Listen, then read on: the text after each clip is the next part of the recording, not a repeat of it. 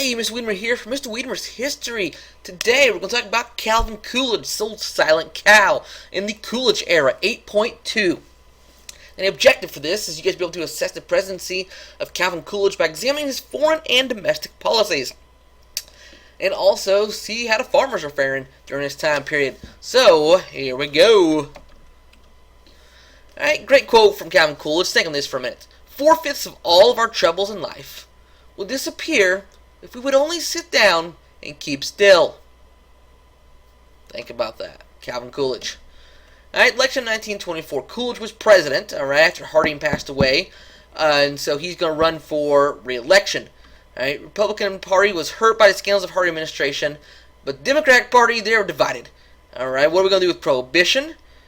Alright, which is the ban of alcohol. Sell and manufacture of alcohol. And what are we going to do about the KKK?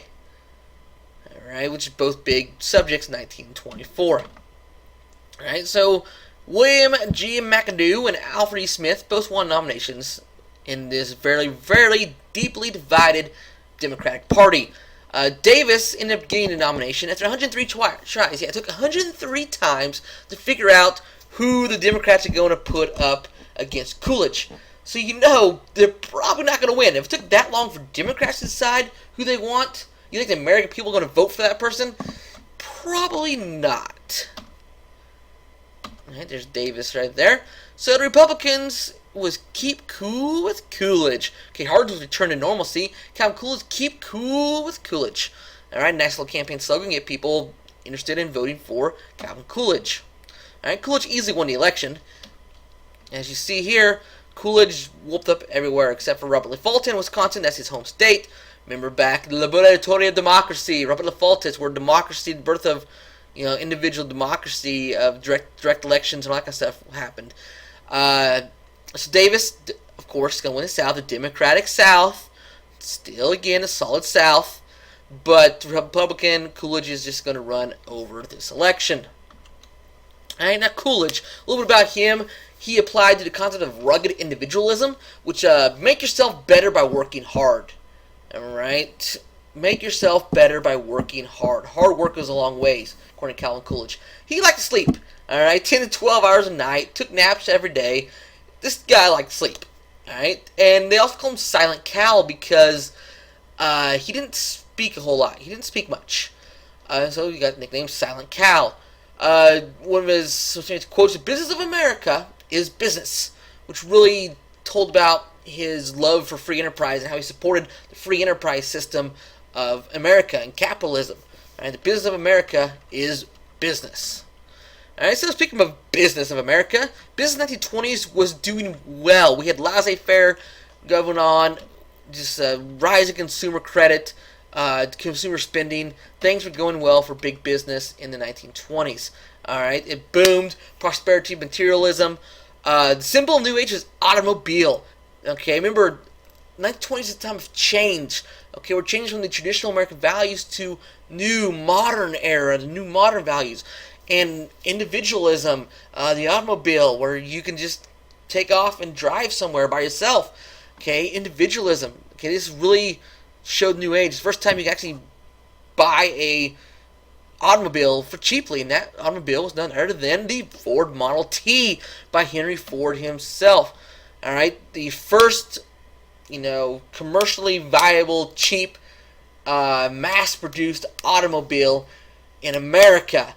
Alright, it's going to change the face of America. The automobile, the Henry Ford Model T. Alright, first successful automobile in America. Alright, got a video clip you can watch.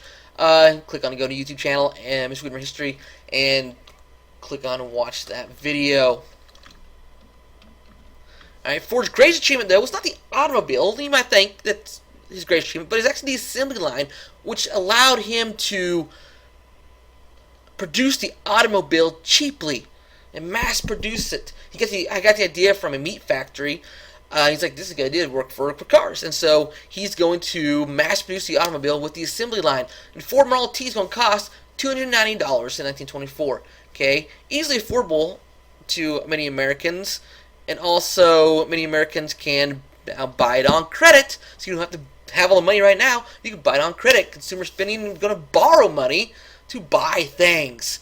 That sounds very eerily similar to today, like a credit card or a loan. Alright, that's what's going on here. We're starting that in the 1920s on credit. Alright, he pays employees so well, there's no need for labor unions because the employees had it good. Alright, mass production methods, low prices were produced an immense market for goods. Alright, by the 1920s, General Motors and Chrysler were competing for business against Ford, and tractors ended the need for draft animals. In the farming, rural towns were no longer out of reach. You can drive out there in your car from the city, and so the suburbs, people going to start moving to suburbs. Really, in the 1950s, you already see that, but you start beginning to go out of the cities here. All right, you can go rural towns, and then America had 3 ingredients for success. Okay, this is very important. This is why these ingredients make America so successful in the 1920s. We're going to have mass production of goods. We're going to have standardized products in a nationwide market. That is the American ingredients for success. And that's going to make America successful and grow business, become the world's leading superpower after World War II. Alright, mass production, standardized products, and a nationwide market. So, like I said, this is a favorite big business. Chain stores became a very familiar sight, where you got ones no longer you have, Fred's clothing in New York City, and that's the only Fred's clothing ever, but you have Fred's clothing in New York City, Fred's clothing in Chicago, Fred's clothing in Detroit, and so you're going to have chain stores, alright, a store that, had like Sears, are going to have multiple stores in multiple cities, okay. Stock market is also going to boom, because for the first time, like I mentioned in the earlier lesson, that common ordinary people can buy stock now. It's not just for companies or corporations, but ordinary people can buy stock, which really, sounds awesome, but by 1929, it's not a good thing. And we have this little thing called the Great Depression, partly because, this is one of the reasons people just buying stock like crazy. Alright, quick review. Coolidge easily won the election in 1924. Keep cool with Coolidge was his slogan. Business boom in the 1920s. Henry Ford pioneered the assembly line, which helped him mass produce the automobile. Ford Model T, first successful automobile in America. Ingredients for success for America, mass production, standardized products, a nationwide market. And ordinary people could now buy stocks.